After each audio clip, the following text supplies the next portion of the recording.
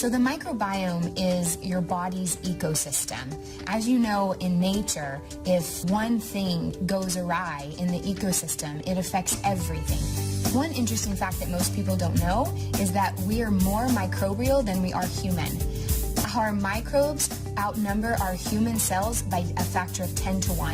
So that means we are 90% microbial. If that doesn't tell us how important it is to make sure our microbiome is intact and properly balanced, I don't know what does.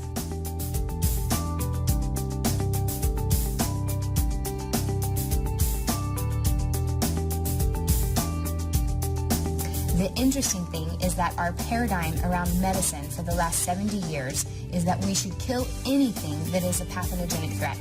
The problem with this paradigm is that in killing the bad, we're also killing the good. And in doing so, we've actually destroyed the very system that is in place to protect us. And that system is called the microbiome. And without restoring that system to its natural state, we'll never be able to live the healthy lives as we are meant to live.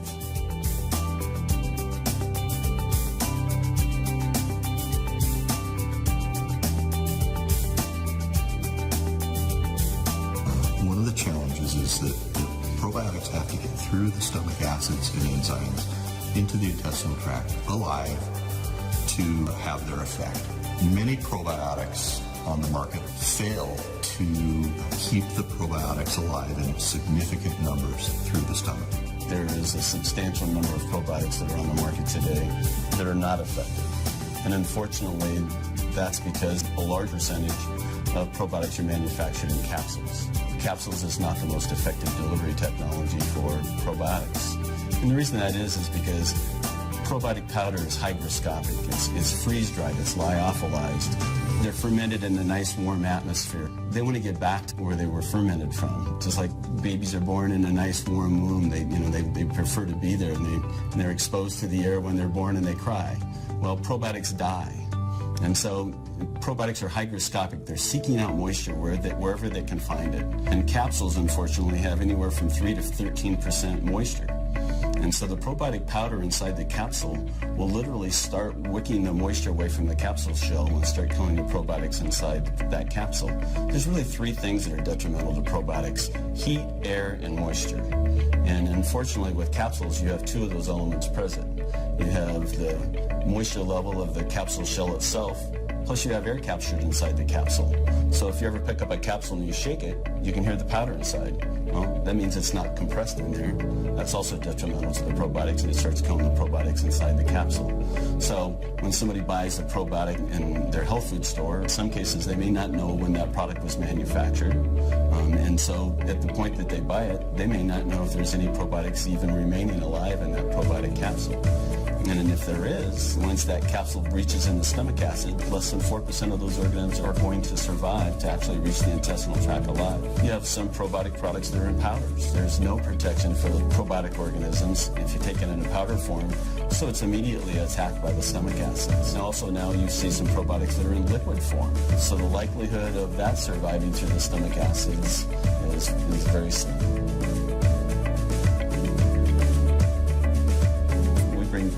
Competitive products into our lab, and a vast majority of those products don't meet the label claim that they have on the label.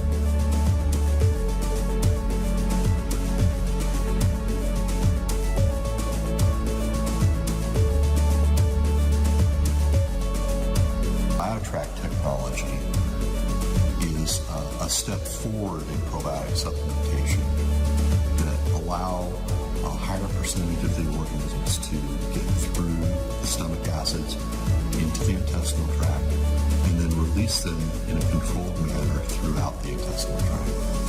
BioTract forms the gel barrier, protects the probiotics from the stomach acids, and it will deliver about 60 to 70% of the payload of the probiotic tablet into the intestinal tract. We monitor our BioTract products through dissolution testing at pH 2.5 acid exposure for 30 minutes and have shown that in general we can produce a formula probiotic that will allow up to 60 or 70% of the viable cultures to pass pH 2.5 for 30 minutes.